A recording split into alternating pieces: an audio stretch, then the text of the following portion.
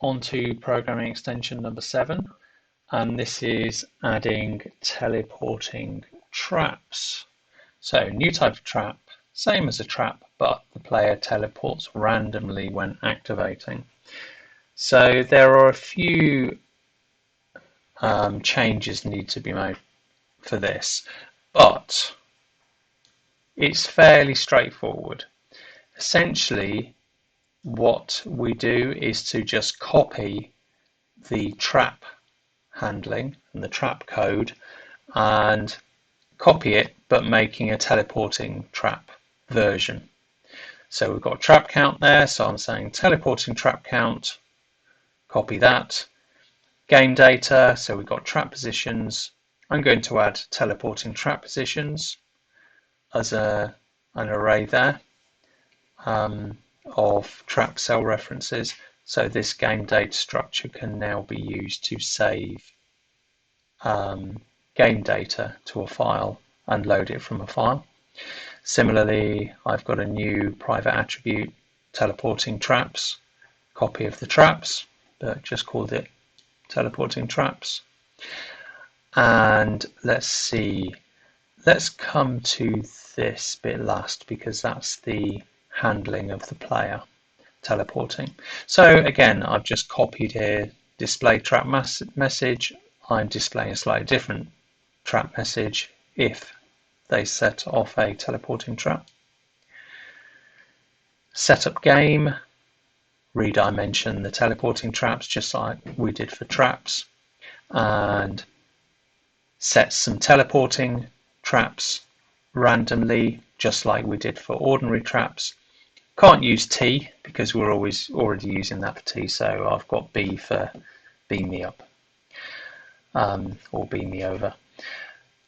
Okay, so that's setup game there, and if it's a training game, I said set up some teleporting traps in specific positions just like we did for traps, ordinary traps. And the load, so game data that we save to a file will now have teleporting traps as well as traps, so I've just got a copy of the traps loop there and replicated it for teleporting traps, and have set the teleporting trap positions to the so this is the load, so this will be the new private attribute, which is the teleporting traps array. So just the same as for traps, but calling them teleporting traps. And the save as well, so we need to save this new array to current game data. So really it's just copy and paste of all that lot. The only bit where we really need to do a bit of thinking is handling the player movement. So here we've got, I'm just going up to the original, the player lands on a, so there's a test running, looping through the array of traps, and if the player is on the same cell as any of these traps, then trap trigger is set to true, and then the monster wakens.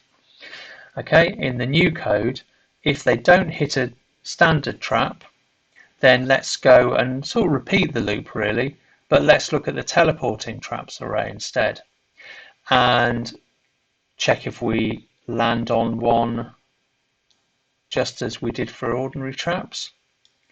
And because if you saw at the beginning, teleporting traps is just of type trap. Where is it? Teleporting traps. Each element of that array is of type trap, just like traps. Therefore, we have the get triggered method and the get position method that we can use, just as we did for ordinary traps. So the difference here is in this part, if the trap is triggered, then monster changes sleep state as before. We display the teleporting message, oh no, you've hit a teleporting trap. Set the player position to blank, just as, so basically we now move the player. this bit here. So we're basically copying the code that happens when the player is teleported if they hit a T just here. So we set the position to blank, just like here. Set the position to blank because that's where they're going to be jumping from. And then set position of item, we call that's the random position finder. So that returns that. And then we place the star in. Okay, so yeah, player, we set the position to this random new place, and then we place a star there, and then we display the cavern, and the monster will be awake, so it'll show up as M, and the player will be in a new spot, will have teleported to a new spot. Basically, this bit sort of copies the teleporting behavior just here. Set position of item, and then place item just there. So this is the only bit you need to think about, really. The rest of it is just everywhere you see some code relating to traps, make a copy, but put the word teleporting in front of it, and then everything should work after that. Player lands on one of those traps and they teleport to an empty space in the grid.